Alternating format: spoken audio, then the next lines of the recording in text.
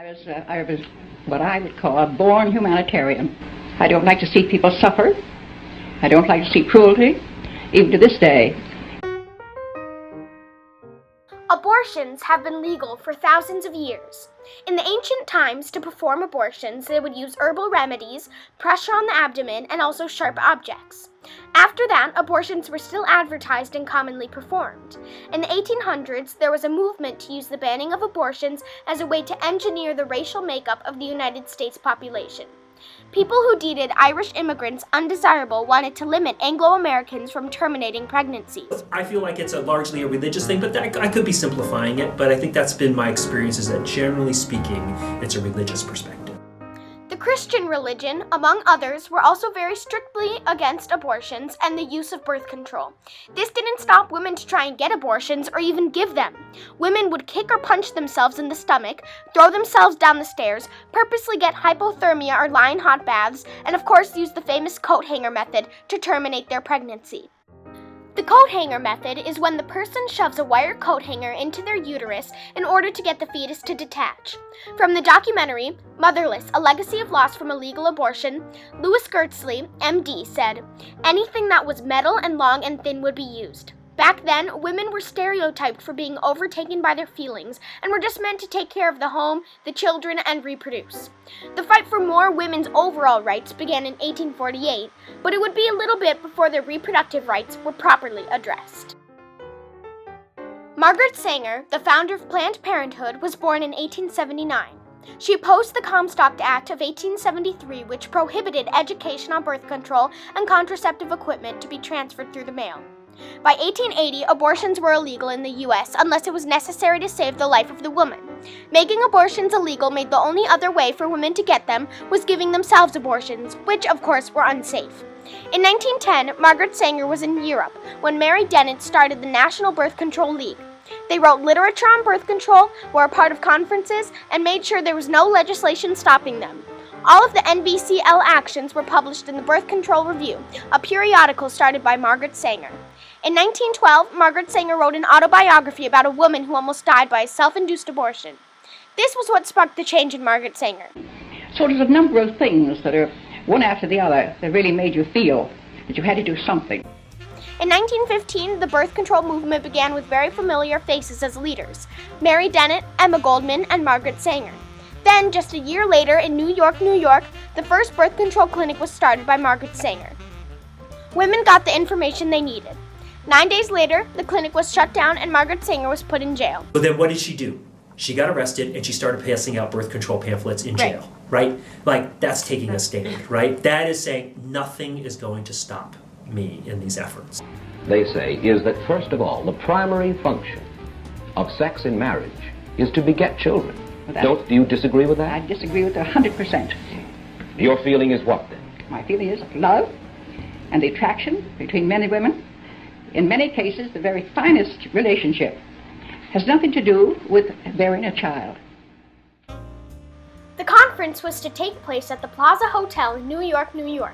Margaret Sanger was the organizer and was planning on giving the opening and the closing speech.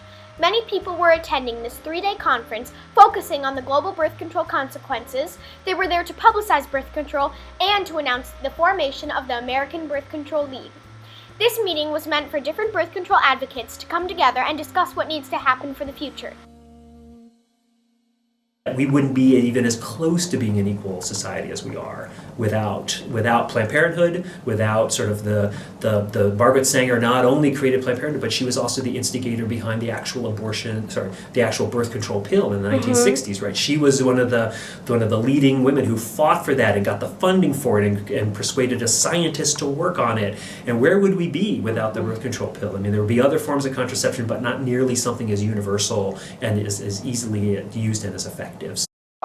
However, the meeting came to an abrupt ending when the speech ended in a police raid. Margaret Sanger and another speaker were arrested on account of disorderly conduct. Margaret Sanger ended up giving her speech on the 18th of November. The biggest thing that came out of the meetings was the unveiling of the American Birth Control League. Margaret Sanger's lectures and tours started smaller birth control leagues around the country and the start of clinics and the birth control movement in 1915. The action was contagious. All of this resulted in an organization that offers education on birth control from subject matter experts and safe, reliable birth control.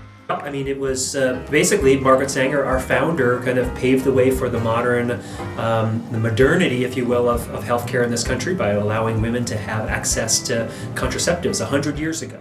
The formation of the American Birth Control League resulted in many changes to the way birth control was thought of.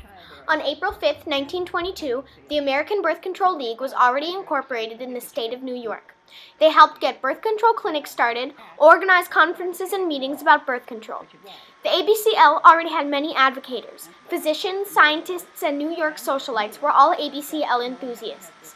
In 1923, the first legal birth control clinic was started, titled the Clinical Research Bureau. This clinic opened on January 2, 1923, but was kept private for they didn't want the clinic to end up like the first one, shut down in 9 days.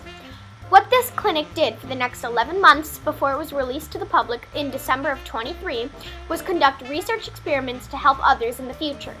They offered counseling with follow-up checkups and contraceptive services. This was the largest clinic in the country. In 1924, the American Birth Control League had 27,500 members and was branched out in 10 different states. And by 1926, they had 37,000 members.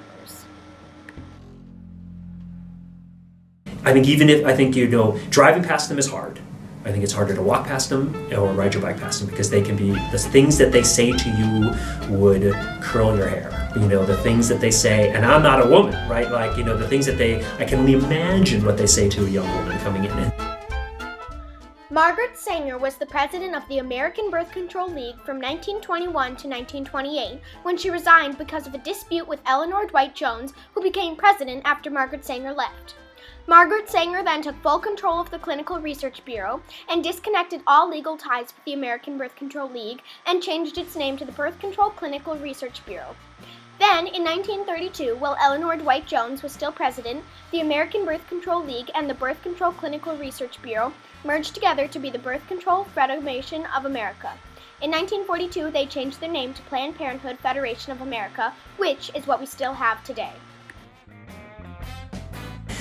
When Planned Parenthood makes it to 200 years, which I think it will, we'll be able to and we'll still be fighting. We'll still be fighting. We'll still be taking a stand on the issues that we believe in, and caring no matter what is one of the things that we say, and standing up no matter what the odds, and no matter how desperate it feels or how much of a losing proposition it feels. I think that Planned Parenthood will always sort of be the group that sort of looks for that optimism and says we're going to push on. The start of Planned Parenthood was a very important milestone for the fight for women's health and reproductive rights. The legacy is still alive from when Planned Parenthood took a stand in a history about 100 years ago, and even now they are still taking a stand.